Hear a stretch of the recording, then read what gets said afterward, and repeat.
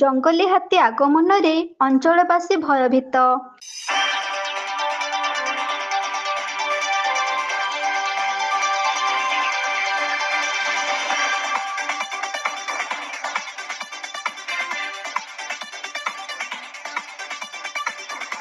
ଅନେକ ଦିନର ବ୍ୟବଧାନ ପରେ ପୁଣି ଫେରି ଆସିଛନ୍ତି ଜଙ୍ଗଲୀ ହାତୀପଲ।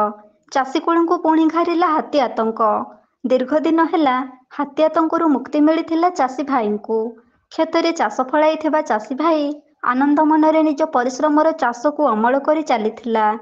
ହାତୀ ଉପଦ୍ରବ ନଥିବା ଯୋଗୁଁ ସୁରୁଖୁରୁରେ ଚାଷକୁ ଅମଳ କରି ଘରେ ସଞ୍ଚିତ କରିବ ବୋଲି ଆଶା ବାନ୍ଧି ତରତର ଭାବରେ ଚାଷୀ ଚାଷ ଅମଳ କରିବାରେ ବ୍ୟସ୍ତ ରହିଛନ୍ତି।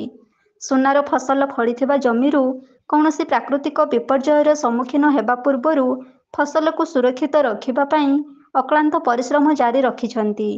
ବିଶେଷ କରି ହାତୀ ଉପଦ୍ରବର ଭୟ ଦୂର ହୋଇଯାଇଥିବା ଯୋଗୁଁ ଚାଷୀଙ୍କ ମନରେ ସେମିତି କିଛି ଫସଲ ସୁରକ୍ଷିତ ରଖିବା ପାଇଁ ଭୟ ନଥିଲା।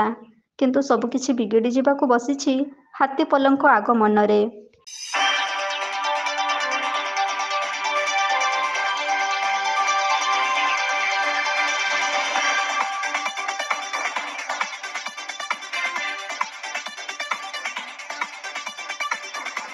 କେନ୍ଦୁଝର ଜିଲ୍ଲା ପାଟଣା ବ୍ଲକ ଅନ୍ତର୍ଗତ ଖିରେଇ ଟାଙ୍ଗିରି, ବାଉଁଶୁଳି ଏବଂ ଯମୁନାପୋଷି ଗ୍ରାମ ପଞ୍ଚାୟତରେ ଦେଖାଦେଇଛି ଏବେ ହାତୀ ଆତଙ୍କ। ଢେର କିଛି ଦିନର ବ୍ୟବଧାନ ପରେ ପୁଣି ଲେଉଟି ଆସିଛନ୍ତି ଜଙ୍ଗଲୀ ହାତୀପଲ। ହାତୀପଲଙ୍କ ଆଗମନରେ ଚାଷୀକୂଳ ମନରେ ଛନକା ପଶିଯାଇଛି। ପୁଣି ହାତୀପଲ ରଚନା କରିବେ ତାଙ୍କର ତାଣ୍ଡବ।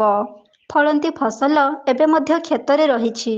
ତରତର ହୋଇ ଚାଷୀ ଭାଇ ଅମଳ ପାଇଁ ଲାଗି ପଡ଼ିଛନ୍ତି ସିନା, କିନ୍ତୁ ଫଳନ୍ତି ଫସଲ ସଞ୍ଚିତ ଅପେକ୍ଷାରେ ଏବେ ମଧ୍ୟ କ୍ଷେତ୍ରରେ ଚାହିଁ ରହିଛି। ହାତୀପଲଙ୍କ ଆଗମନରେ ଫସଲର ଅବସ୍ଥା କେମିତି ହେବ ତାହା ବିଷମ ସମସ୍ୟାରେ ପକାଇ ଦେଇଛି ଚାଷୀକୂଳଙ୍କୁ। ହାତୀମାନଙ୍କ ତାଣ୍ଡବ ପୂର୍ବରୁ ଚାଷୀ ଭାଇ ଦେଖି ସାରିଛନ୍ତି। ଏବେ ଯେ କେମିତି ତାଣ୍ଡବ ରଚନା କରିବେ ସେହି ଚିନ୍ତା ଗ୍ରାସ କରୁଛି ଚାଷୀକୂଳଙ୍କୁ।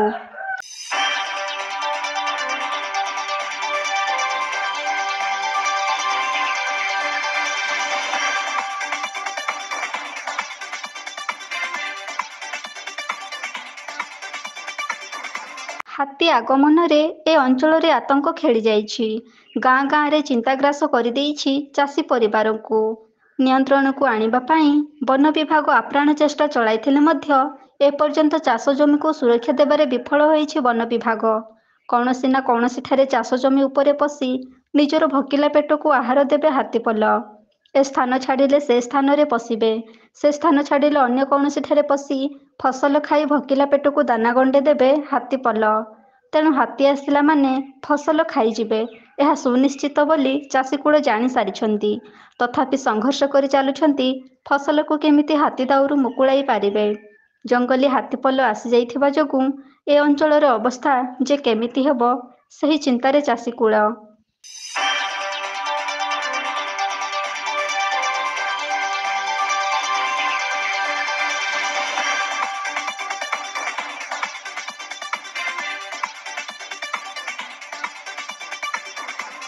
ଜଙ୍ଗଲୀ ହାତୀଙ୍କ ଦ୍ୱାରା ଏ ଅଞ୍ଚଳରେ ଅନେକ କିଛି କ୍ଷୟକ୍ଷତି ଘଟି ସାରିଛି।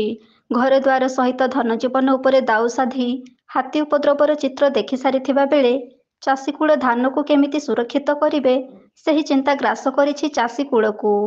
ତରତର ହୋଇ କ୍ଷେତରୁ ଧାନ କାଟିବାରେ ଲାଗି ପଡ଼ିଲେଣି ଚାଷୀ ଭାଇ। କୌଣସି ପ୍ରକାରେ ଫସଲକୁ କ୍ଷେତରୁ ଆଣି ଗୋଟିଏ ସ୍ଥାନରେ ରଖିଦେଲେ ଆୟତ୍ତ କରିହେବ ବୋଲି ଚାଷୀ ଭାଇ ବ୍ୟସ୍ତ ହୋଇପଡ଼ୁଛି। ବନ ବିଭାଗର ସ୍ୱତନ୍ତ୍ର ଟିମ୍ ହାତୀ ଗତିପଥ ଲକ୍ଷ୍ୟ କରୁଥିବା ବେଳେ ହାତୀଙ୍କୁ ସୁରକ୍ଷା ଦେବା ପାଇଁ ଡେରା ପକାଇଛନ୍ତି। କିନ୍ତୁ ହାତୀ ଫସଲ ନଷ୍ଟ କରିବାରୁ ମୁକ୍ତି ଦେବା ବନ ବିଭାଗ ଦ୍ୱାରା ସମ୍ଭବ ହୋଇପାରେ ନାହିଁ। କାରଣ ହାତୀଙ୍କୁ ସୁରକ୍ଷା ଦେବା ପାଇଁ ବନ ବିଭାଗ କୌଶଳ ପ୍ରୟୋଗ କରୁଥିବା ବେଳେ ଫସଲ ରକ୍ଷା କରିବାରେ ବନ ବିଭାଗ ପାଖରେ କୌଣସି କୌଶଳ ନାହିଁ। ଚାଷକୁ ରକ୍ଷା କରିବା ପାଇଁ କେବଳ ଚାଷୀ ଭାଇ ହିଁ ନିଜର କୌଶଳ ପ୍ରୟୋଗ କରି ଚାଷକୁ ରକ୍ଷା କରିପାରିବ।